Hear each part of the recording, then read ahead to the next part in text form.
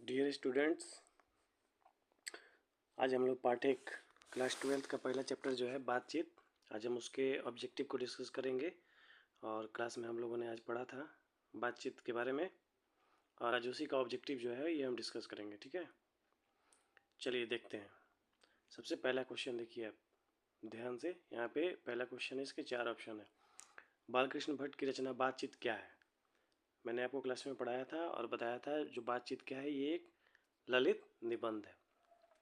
आप अपने कॉपी में इसके जो भी ऑब्जेक्टिव है इसको आप एक एक करके नोट डाउन कर लीजिएगा, तो आपको कोई भी गेस खरीदने की ज़रूरत नहीं है। मैं सारे ऑब्जेक्टिव को यहीं पे सॉल्व करवा दूंगा। ठीक है, चलिए पहला क्वेश्चन का आंसर हो जाएगा डी, ललित निबंध। आइए दूसरा क्वेश्चन देखिए, बालकृष्ण भट्ट जो थे वो किस युग के निबंधकार थे?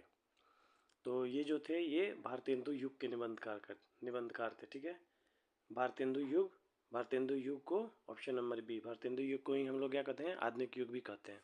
ठीक है, क्वेश्चन नंबर 2 का आंसर क्या हो जाएगा, बी। चलिए भाई तीसरे पे, तीसरा क्वेश्चन है, मनुष्य के बातचीत का सबसे उत्तम तरीका क्या है? ये मैंने आपको क्लास में बताया था। सबसे उत्तम बातचीत क्या है? अवाक होकर बातचीत करना। किसी से भी जब आप बातचीत करते हैं तो सबसे बेस्ट तरीका जो होता है वो होता है अवाक होकर बात करना। Answer number D, option number D होगा इसका, अवाक होकर बातचीत करना। ठीक है, आप इसको एक एक करके अपनी कॉपी में भी नोट डाउन कर सकते हैं, वीडियो को पॉज करके, और क्वेश्चन लिख के सीधे उसका आंसर भी आप लिख सकते हैं। चलिए चौथा क्वेश्चन देखिए, संवाद में सबसे महत्वपूर्ण क्या है?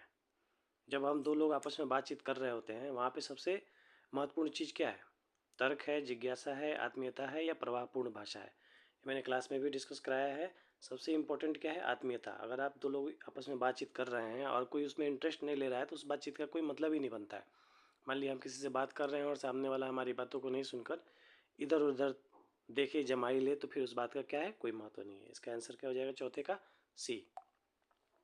चलिए पांचवा क्वेश्चन देखिए, बालकृष्ण भट्ट का जन्म कब हुआ था? ये आप अपने बुक में देखिए खोल के, बालकृष्ण भट्ट का जन्म कब हुआ था। ठीक है, चलिए पांचवा नंबर क्वेश्चन, उनका जन्म कब हुआ था? ये हम लोग जब लेखक परिचय बताते हैं उसी समय ये क्वेश्चन का आंसर हम बता देते हैं शुरू में ही। इसका आंसर हो जाएगा ऑप्शन नंबर बी, 23 जून 1844 को उनका जन्म हुआ था। ठीक है, इसको आप नोट डाउन कर लीजिएगा। चलिए क्वेश्चन नंबर 6 पे चलते हैं, संयोगिता स्वयंवर किसकी रचना है? संयोगिता स्वयंवर किसकी रचना है? तो स्वाभाविक सी बात है, जब अगर हम बालकृष्ण भट्ट के बारे में पढ़ रहे हैं तो ये किसकी होगी, उन्हीं की रचना होगी। ठीक है, तो इसका आंसर क्या हो जाएगा, बालकृष्ण भट्ट है। यहाँ पे देखिए ये टाइपिंग मिस्टेक है, ये क्या हो जाएगा, बालकृष्ण भट्ट हो जाएगा। यहाँ पे क्या हो जाएगा, बालकृष्ण भट्ट। ठीक है, इसको आप बालकृष्ण कर लीजिएगा। ठीक है, इसका ऑप्शन नंबर ए हो जाएगा, सही आंसर इसका ऑप्शन नंबर ए होगा।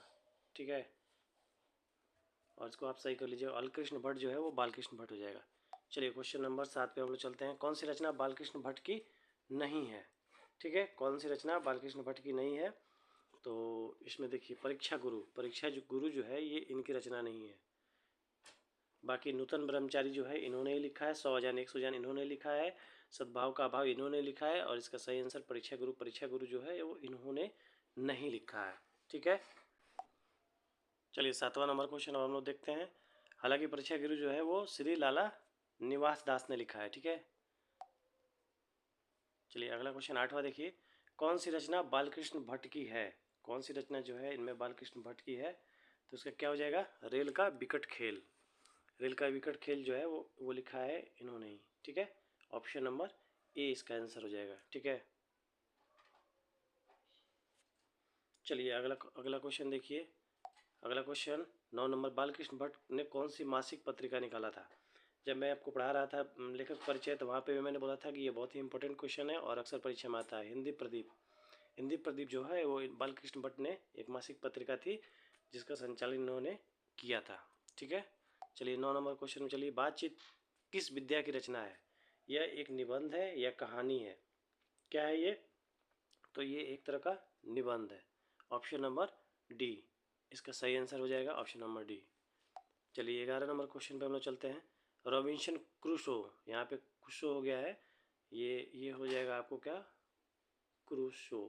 यहाँ पे आप एक कर लीजिएगा, रॉबिन्सन क्रूसो ने 16 वर्ष के उपरांत किसके मुख से एक बात सुनी थी? किसके मुंह से उसने एक बात सुनी थी? तो उन्होंने सुना था किसके मुंह से? फ्राइडे के मुंह से, ठीक है। 16 वर्षों तक उनको क्या किया गया था? जंगल में रखा गया था, और वो पशु पंछियों के बीच में ही रहे थे। तो क्या हुआ था? वो पशु पंछियों की ही भाषा बोलते थे, ठीक है। ये भी इम्पोर्टेंट क्वेश्चन है। चलिए 12वां क्वेश्चन देखिए, बातचीत शीर्षक निबंध के निबंधकार कौन है? ठीक है, ये एक निबंध है और इसके निबंधकार कौन है? कौन होंगे?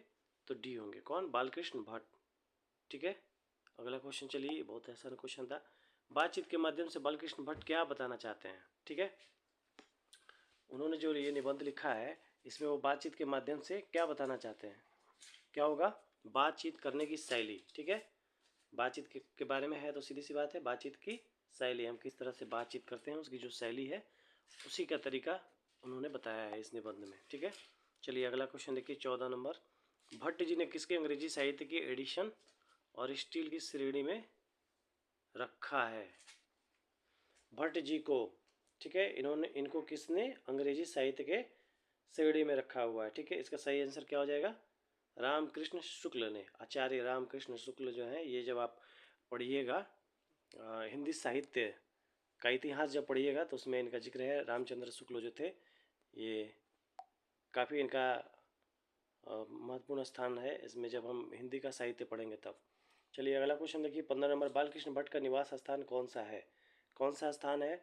निवास स्थान है इलाहाबाद, उत्तर प्रदेश, जो कि अब प्रयागराज के नाम से फेमस हो गया। इसका नाम बदल के क्या कर दिया गया है? प्रयागराज कर दिया गया है। चलिए अगला क्वेश्चन देखिए 16 नंबर। बालकृष्ण भट्ट ने किस पत्रिका का संपादन किया था?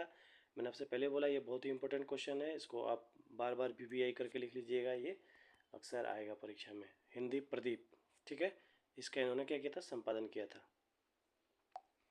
चलिए अगला क्वेश्चन देखिए। बालकृष्ण भट्ट ने हिंदी प्रदीप नामक मासिक पत्रिका को निकालना कब प्रारंभ किया था? ये भी एक इम्पोर्टेंट क्वेश्चन है। कब उन्होंने प्रारंभ किया था? कब किया था? 1877 ईस्वी में। ऑप्शन नंबर ए इसका सही आंसर हो जाएगा। 1877 में इन्होंने, ठीक है, इसका संचालन निकालना प्रारंभ किया था। कौन सी रचना? रचूना हो गई है, इसको रचना कर लीजिएगा, टाइपिंग मिस्टेक है। कौन सी रचना बालकृष्ण भट्ट के द्वारा रचित नहीं है? मतलब कौन सी ऐसी रचना है जिसको बालकृष्ण भट्ट ने क्या किया है? नहीं लिखा है, ठीक है। क्या हो जाएगा? मेघदूतम, इसको कालिदास ने लिखा है, ठीक है। सही आंसर क्या हो जाएगा? मेघदूतम। चलिए अगला क्वेश्चन देखिए। कौन सी उपन्यास बालकृष्ण भट्ट के द्वारा रचित है? कौन सी रचना जो है वो इन्होंने लिखा है? तो क्या हो जाएगा? 100 अजान एक सुजान, ठीक है। 100 अजान एक सुजान, ऑप्शन नंबर सी जो है ये इनकी रचना है, बालकृष्ण भट्ट की रचना है। मैलाचल जो है फणीश्वर नाथ रेणु ने लिखा था, जो कि आप पढ़े भी होंगे नीचे के क्लासों में। नाट्य के प्रारंभ में होने वाले मंगल पाठ को क्या कहा जाता है? देखिए ये भी इम्पोर्टेंट क्वेश्चन है। जब भी कोई नाटक शुरू होता है तो उसके शुरुआत में जो भी वो मंगल पाठ होता है उसको हम लोग क्या कहते हैं? नंदी पाठ कहते हैं, ठीक है। इसका सही आंसर हो जाएगा ऑप्शन नंबर बी, ठीक है। आप इसको नोट कर लीजिएगा, मैंने सुबह में भी आपको क्लास में पढ़ाया था इसके बारे में, ठीक है। आप इसको नोट डाउन कर लीजिएगा। रॉबिन्सन क्रूसो को कब तक मनुष्य का मुख देखने को नहीं मिला? ये सभी क्वेश्चन जो भी है ये इंपॉर्टेंट क्वेश्चन है। आता है 16 वर्षों की उम्र तक इनको मनुष्य का मुख देखने को नहीं मिला है। इनको क्या जंगल में ही रहना पड़ा था और जंगल में ही ये पशु पंछियों के बीच में रहकर सिर्फ उन्हीं की भाषा बोलते थे। चलिए अगला क्वेश्चन देखिए। बोलने से ही मनुष्य के रूप का साक्षात्कार होता है, ये बात किसने कहा है? बोलने से ही मनुष्य के रूप का साक्षात्कार होता है, ये किसने कहा था? ये कहा था बेन जॉनसन ने, ठीक है। ऑप्शन नंबर बी इसका सही आंसर हो जाएगा, बेन जॉनसन। चलिए 23 नंबर देखिए। असल बातचीत सिर्फ दो व्यक्तियों में हो सकती है, ये किसका मत है? किसने कहा था कि असल बातचीत जो होती है वो किसके सिर्फ दो ही लोगों के बीच में हो सकती है? ये किसने कहा था? ये एडिशन ने कहा था, ठीक है। सही आंसर इसका हो जाएगा क्या? ए, एडिशन ने कहा था असली बातचीत जो होती है वो सिर्फ दो लोगों के बीच में ही होती है, ठीक है। और राम रमोवल जो होता है वो जब ज़्यादा लोग बैठते हैं उनमें राम रमोवल होता है, ठीक है। चलिए 23 के बाद 24वां नंबर क्वेश्चन देखिए। एडिशन के अनुसार असल बातचीत कितने लोगों के बीच में हो सकती है? ऊपर वाला ही क्वेश्चन है, इसका पैटर्न क्या किया गया है? बदल दिया गया है। पहले में पूछा गया है सिर्फ असल बातचीत दो व्यक्तियों के बीच में हो सकती है, किसने कहा था? और दूसरा देखिए क्या कर रहा है, एडिशन के अनुसार असल बातचीत कितने लोगों के बीच में हो सकती है? तो कितने लोगों के बीच में हो सकती है? दो लोगों के बीच में। आप देखते होंगे, आप अपने मन की बात, दिल की बात जो भी है सिर्फ सामने वाले से ही खुल के कह सकते हैं। जैसे कोई तीसरा आता है आप क्या करते हैं? बात को घुमा देते हैं। चलिए हम 25 नंबर पे चलते हैं। बातचीत से मन किस प्रकार का हो जाता है? क्रोधपूर्ण हो जाता है, भारी और बोझिल हो जाता है, हल्का और स्वच्छ हो जाता है। जब हम अपने मन की तकलीफ को किसी और से बताते हैं तो हमारा मन क्या हो जाता है, हल्का और पूरी तरह से स्वच्छ हो जाता है। ठीक है, 25 के बाद चलिए हम लोग क्वेश्चन नंबर 26 पे चलते हैं। किसके ना होने से सृष्टि गूंगी प्रतीत होती है? सीधा सा बात है, श्रवण। देखिए पहला है ऑप्शन श्रवण शक्ति यानी कि सुनने की शक्ति, दूसरा है वाक शक्ति। अगर बोलने की ही शक्ति नहीं होगी, कोई बोलेगा ही नहीं, तो क्या होगा, पूरी सृष्टि जो है वो गूंगी ही प्रतीत होगी। ठीक है, दिव्य दृष्टि का मतलब हो गया देखने की दृष्टि, और श्रवण शक्ति का मतलब हो गया सुनने की शक्ति। डी है स्मरण शक्ति, मतलब समझने की सृष्टि, समझने की शक्ति। ठीक है, 26 के बाद हम लोग चलेंगे क्वेश्चन नंबर 27 पे। आर्ट्स ऑफ कन्वर्सेशन कहाँ के लोगों में सर्वाधिक परिचित है? ये भी इंपॉर्टेंट क्वेश्चन है। यूरोप में आर्ट ऑफ कन्वर्सेशन, बात करने का जो तरीका है, ये कला है, ये यूरोप में सबसे ज़्यादा फेमस है, प्रचलित है। इसका आंसर हो जाएगा सी। ठीक है, चलिए अब हम चलते हैं 28 नंबर। बालकृष्ण भट्ट जो किस काल के रचनाकार हैं? देखिए मैंने वहाँ भी आपसे कहा था बालकृष्ण भट्ट जो है वो कौन से काल के हैं, तो आधुनिक काल के हैं। इसे आधुनिक काल भी कहते हैं और इन्हें क्या कहते हैं, भारतेंदु युग भी कहते हैं। ठीक है, भारतेंदु युग को ही हम लोग क्या कहते हैं, आधुनिक काल कहते हैं। Option number D. चलिए 28 के बाद हम लोग चलेंगे, चलिए इसमें टोटल 28 ही क्वेश्चन थे। ठीक है, आपका ये जो चैप्टर है ख़त्म हो गया। आप इसको अपने कॉपी में नोट डाउन कर सकते हैं, और जो भी है आपका इम्पोर्टेंट एग्जाम की दृष्टि से सब इम्पोर्टेंट है। जो भी आपका त्रैमासिक या अर्धवार्षिक परीक्षा आएगी या वार्षिक होगी, इनमें से ज़रूर हर चैप्टर से 1-2 क्वेश्चन जरूर रहेगा। ठीक है, चलिए चैनल को आप लोग सब्सक्राइब कर लीजिए। जितने भी चैप्टर हैं हिंदी में, क्लास 6 से लेके 12 तक के हर चैप्टर का जो भी ऑब्जेक्टिव क्वेश्चन है और सब्जेक्टिव है, आपको इस चैनल पर देखने को मिलेगा। ठीक है, आप इस चैनल को सब्सक्राइब कर लीजिए, लाइक कर लीजिए, वीडियो को शेयर कर दीजिए। चलिए थैंक यू।